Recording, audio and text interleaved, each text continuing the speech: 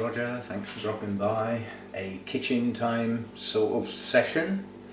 I've got Alberto's Miltonia Summer Breeze, this one's called. I've looked it up on the internet and found it very easily, which is good. And it is a little dehydrated, so I've given the roots a good soak to sort of start them off. But as it's a division and the roots aren't extensive, they're fine, but they're not extensive. What I'm going to do with this one is actually pot this in a small bark and sphagnum moss mix, literally because I want these roots to grow and keep the plant hydrated. I don't want any sort of wet, dry, stop-start things. I want to get this thing hydrated, get these roots to grow on well, and then next time I repot it, it can go in something probably without the moss. But I'm not going to mount it, I am going to pot it. So that's that one. This one is the Dendrobium tortilli, and this has a habit of having flat canes. You can see this cane here. Where's my camera? Pointing at the camera. There we go. This cane is very flat. If you look at its cross section and then turn it round that way, it's a very flat cane, and this cane, the newest one, is just starting to flatten. So that's its growing habit. And there's two kikis on here, and I am going to mount this one, and I'm going to take these kikis off now and tie them in with the main plant on the mount. It needs a wash off first, get the older moss off, and if those pieces of bark on the roots stay on there, it doesn't matter. Yeah, I just want to get this going on a mount. And basically, looking at the way this naturally grows, it's going that way up, so it will be mounted in a pendulous fashion. The blooms on this are stunning, having just looked it up, and in the description of the blooms the magic word is there: long lasting. That really is a magnet for me if I see that word. And the blooms are incredibly attractive. They are similar to many other Dendrobium blooms, but the sepals and petals are slightly twisted. That's the taut bit of the tortilli. Slightly tortured, yeah, that's the idea. So it's bordering on an antelope type, even though it isn't. Yeah, so we'll get that one mounted. So that's a pot and a mount, and the next thing to do is get this monstrosity out of its pot. So this is the game What's in My Pot. This is Dendrobium black antelope, has yet to bloom for me. It's in a very small pot, that's why it's in the clay pot. Nothing to do with cooling the roots off, it's just stop it doing that, which it just will not stop doing. Now I'll take a guess. Choice of two things in this pot. It's either totally pot bound and will be a mass of roots and a hell of a job to sort of separate it out from the media, or it's in something not too pleasant and was top dressed with quality bark, because the bark on this is still in good condition. It really is, but it's never been repotted, so we don't know what's in the pot. I can hear it clicking, so there's a lot of roots around the outside. There's a couple through the bottom, they may well break off. Let's see what we've got then. Right, now what we've got is halfway between the two. Yeah? This looks like it was potted on, but the roots in here are not that bad. There's some signs of what it was planted in its early life. There's the little plug, there's the laziness, and when people do that, the roots inside will be dead. Yeah? So they have no concern for the extended life of the plant when they do that. All they're interested in is potting it on, and at that point getting it to bloom and selling it. They're not interested in the extended life of the plant. If they were, they'd have cleaned those roots off, got rid of that old decayed moss, and given it a good start in life. Now a hell of a lot of these roots have wrapped round the top of the pot, so they're like in a circle, and hopefully I can untangle them. Yeah, the top of the pot is where most of the good roots are, and it is well entrenched with the bark that was placed on there. So there will be a little bit of root damage, but under the tap I think most of that will come off. And luckily the small plug that was left on there was small. So the amount of dead roots is in a very confined space as opposed to spreading over the whole of the base of the plant. Now this plant consists of these two large growths here. Those are mine, they were young growths when I got it, and the two new growths. The rest of the plant is not important to me, but here's a nice upright cane with some leaves on. Here's another upright cane with some leaves on. Here is a cane that is endearingly known as a frickin' nuisance. Everywhere I try and place this pot, this bit knocks something over. So quite honestly, it's probably going to come off. And if you look at the state of the base of the plant, you've got that bit starting to rot, yeah? The next bit, too deep in the pot, yeah? And then the next bit after that is this big cane here that's sticking out at a funny angle. I can live without that, so I'm going to cut that. I'm going to cut it properly, not just tear it off like these little things. I'll cut that properly and seal the wound. But that leaves me with a nice upright plant to get in a new pot with some new media and get these roots going. Not that they need a lot of help. They're, you know, as I said, this is all the good roots were right at the top of the pot. But down in the pot are some that are okay. It does branch, and some of these roots, these browny ones, it's very easy to be tempted to think they're dead. Yeah? Well, if they pull off easily, like that one did, then probably yes they are. But if they seem sort of firmish despite being brown, personally I leave them on. You often find they shoot out.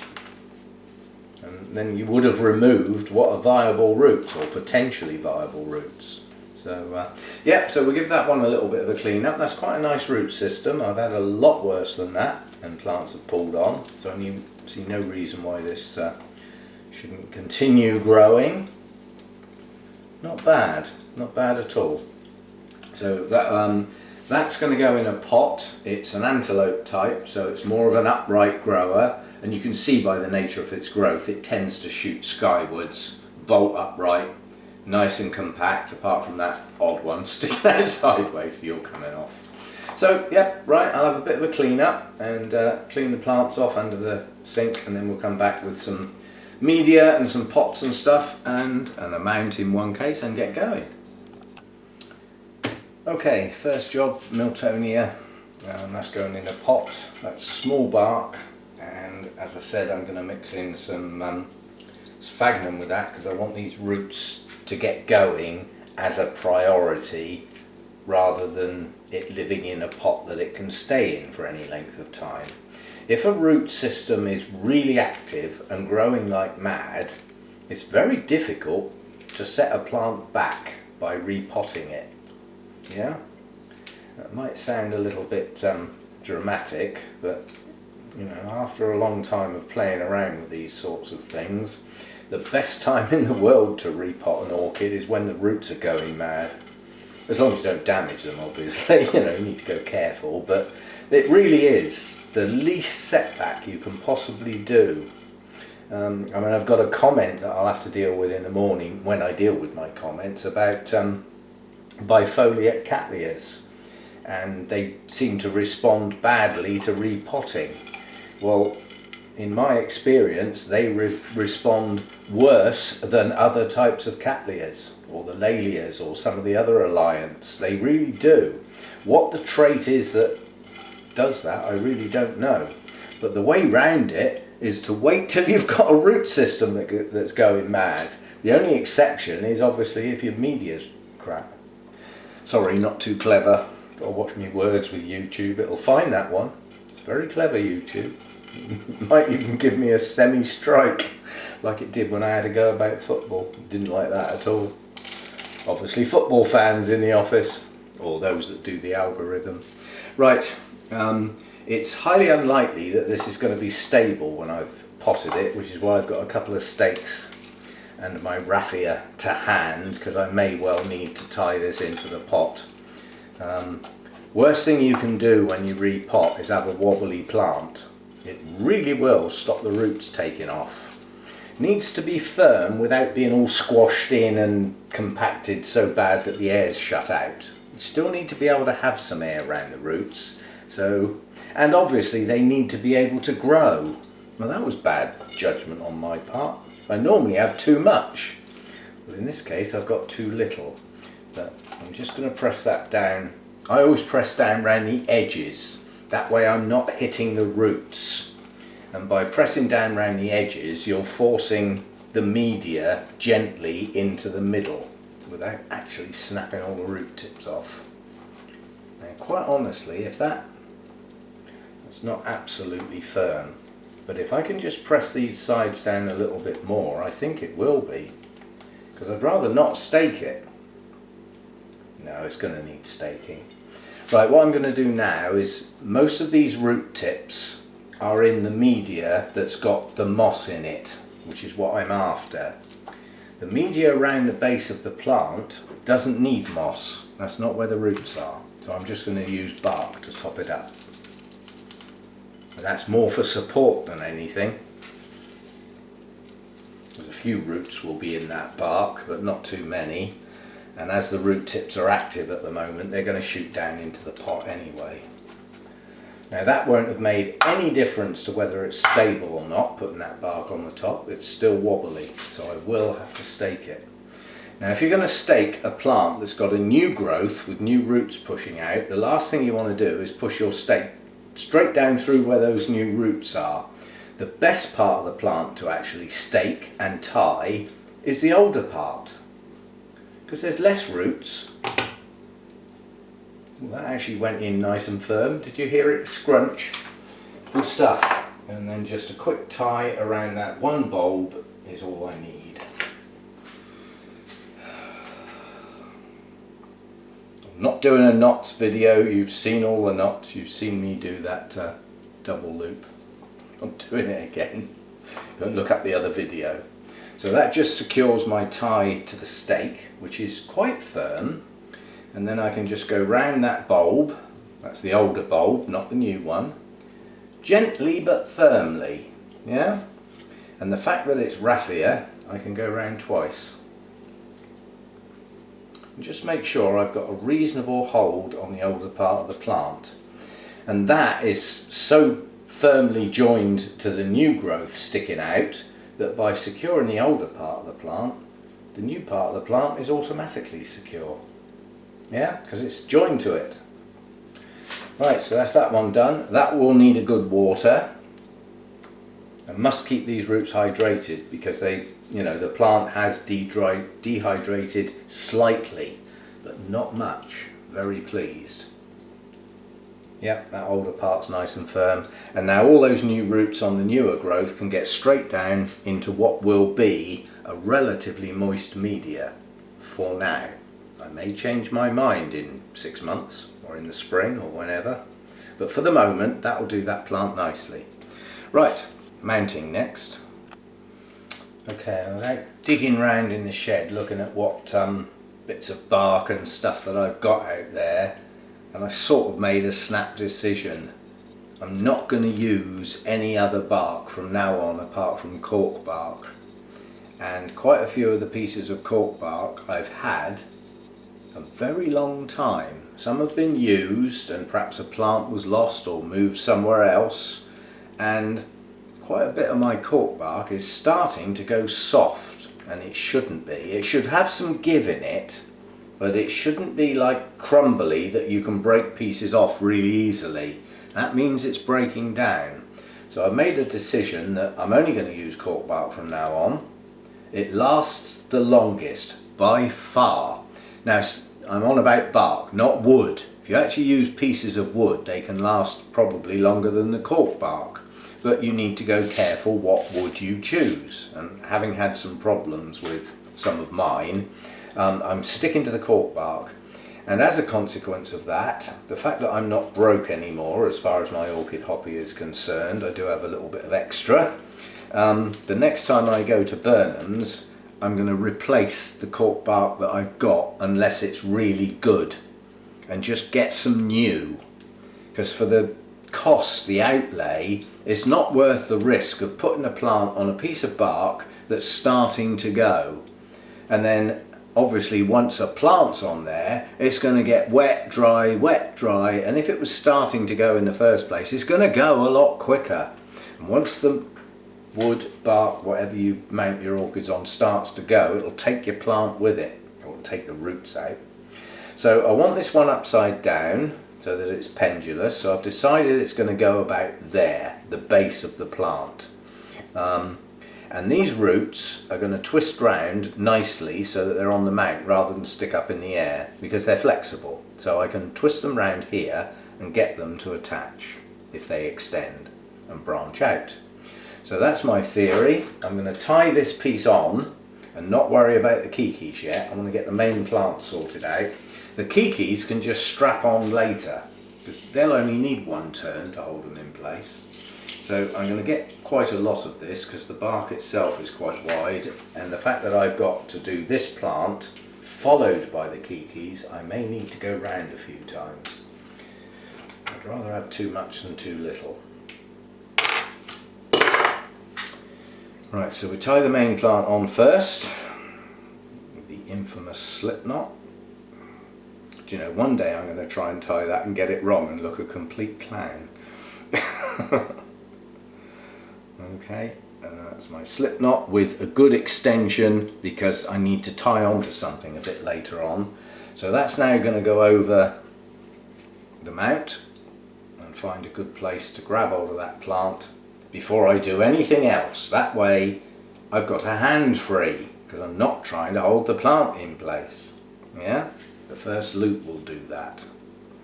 Just pull that reasonably tight like that. So that plant now won't move.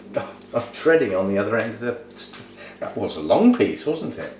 Right, and my new methodology is plant first, moss second.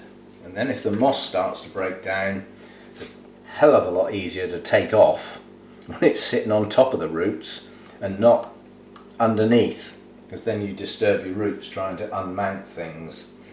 I mean, ideal world, if your moss starts to go on a mount, you should be able to tease the moss off and leave the plant where it is, firmly attached, and then just wrap some new moss round. Okay, so now these kikis have got quite nice roots. I'd love to bend those and get those down into a reasonable area, but I know, if I attempt to bend those roots, they're going to snap. No question, they will snap.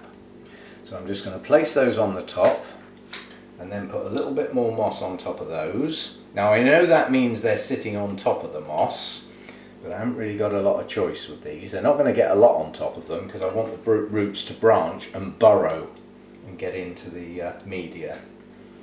Quite honestly, moss is quite easy to tease off. You know, it's not the end of the world. It's far more important for attached roots to stay on the mount. Okay, base of the plants, not in the moss. Yeah? Base of the plants, not in the moss, just the roots. I've got wet, soggy hands. It doesn't lend itself nice to handling fishing line. Now that should all stay where it is. Fingers crossed, everything crossed.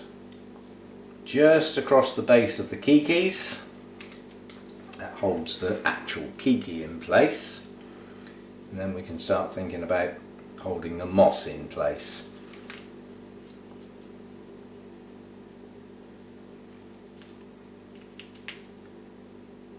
And I think one more will do it. Yep, that'll do nicely. Over there. Right, and because of the way I tie my slip knot and then put my first loop round, I've got somewhere to grab hold of. So if I put that end through there, I'll have something to pull against and tie off, provided I've got that in the right place, of course. Yeah. So, It's very difficult tying a knot in air. You know, you pull it and then you let go and it comes undone again. Then you talk about it politely. Right, there we go. That's that done. The only other thing I need to do is tie the tag on. Actually, I don't need to tie the tag on, it's got a wire. I'm quite happy to use Alberto's tag. It's readable. I think it's written in pencil, which doesn't tend to fade. So that will do fine. And then the tag can just wrap around my, hook, piece of wire. So that can just go around there now. And that's everything secure. Tag dangling down at the back, so I don't have to look at it all the time. It's the plant I'm interested in. There we go. So that's that one done. 2 kikis, one down through the middle, one out to the side. Yeah. Roots nicely encompassed, and the mother plant with its 2 canes, 3 canes actually, although that is quite an old one, starting to drop its leaves. Ready to go. So out into the grow room with you, and that leaves the big one. Right, and the last one is the bigger dendrobium. I cut the end of the plant off, nice clean cut, nice and smooth. If you're going to make a cut in a rhizome, make it a good one. Get something sharp that's big enough and strong enough to do the job. Otherwise you end up hacking. I'm just going to put a bit of cinnamon on that cut, just to dry it off.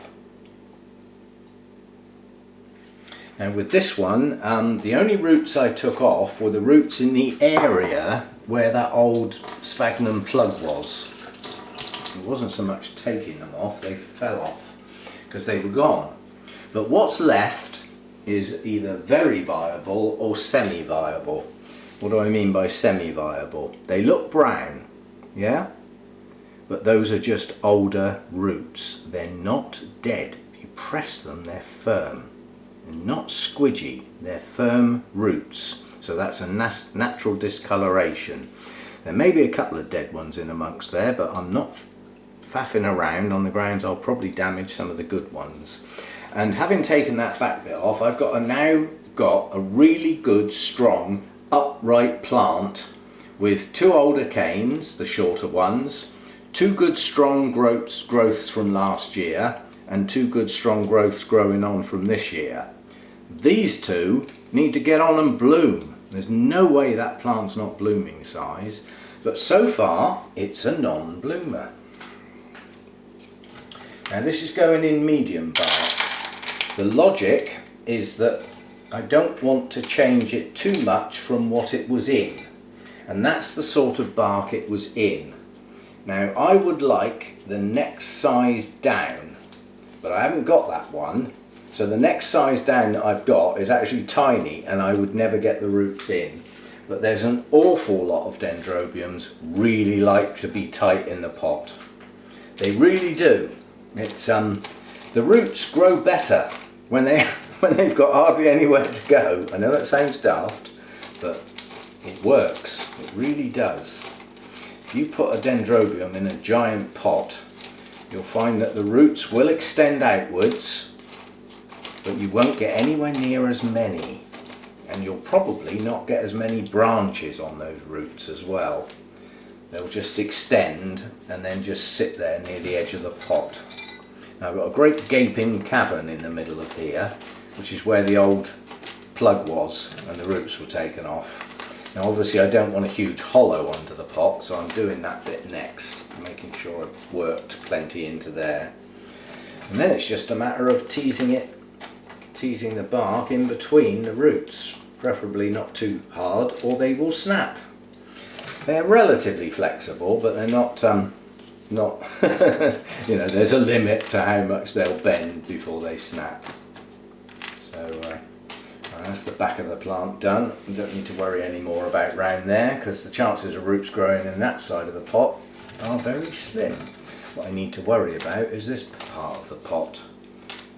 Trying to make sure I've got no huge air gaps. A few won't matter, but they do like to be tight and cosy, so you know, unlike a Cattleya, you've got air gaps within a Cattleya root system, chances are the roots will fill it. But dendrobiums like to be cosy, you know, and if you pot them well, there shouldn't be any need to stake them, because the potting media needs to be firm. They do like to be tight and cosy and not flop around. So I'm pushing quite hard, but again I'm doing it down the side of the pot, not where the roots are. The roots will grow into that space. I've already got a firm plant. Yeah, I can move the plant, it takes the pot with it. I haven't even got up to the top yet. And again, I don't ever like potting right up to the base of the plant. I like to just leave the base of the plant clear. Yeah? All these new roots coming out of the previous two growths are already extending. The two latest growths haven't produced their roots yet. Yeah? They've got no roots at all, but you can see the bulges, they're going to come out soon. And they're strong roots on this plant. They will go straight down into the media. But because there's enough air around the base, there's no chance of the base rotting or staying wet, especially in the winter when it starts getting cold. Temperatures are dropping, days are short, growth slows down. Okay, so yep, and you can hardly see any roots in the pot. They're all near the centre. Yeah, so they've all got room to expand out into that media, and it's as tight as a drum. I actually pushed quite hard on that one. Some roots I wouldn't do that to, but these type of roots on dendrobiums, they'll take it.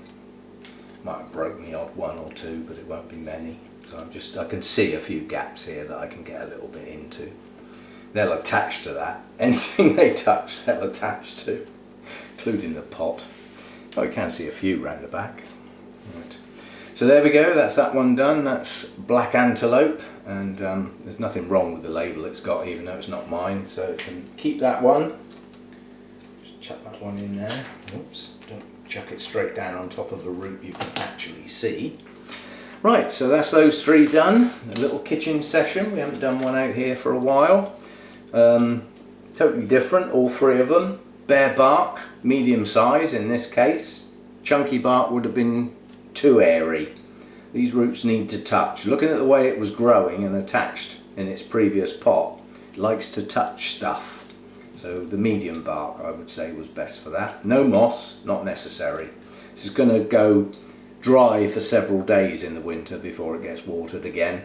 And the gap between the watering I'd like to keep relatively short. You add moss in, you extend the length of time it stays wet, and in the winter time that could be too much. So medium bark in that one. This one's going to drip everywhere, I've just watered it. That's the Miltonia, and that was in small bark and moss because I want that root system to stay active and grow well. It may well not live in that media forever, but it will for now. And then the mounted Dendrobium tortilli and its two kikis. Nice little dangly Dendrobium to add to all the others. Okay, thanks for dropping by and see you next time.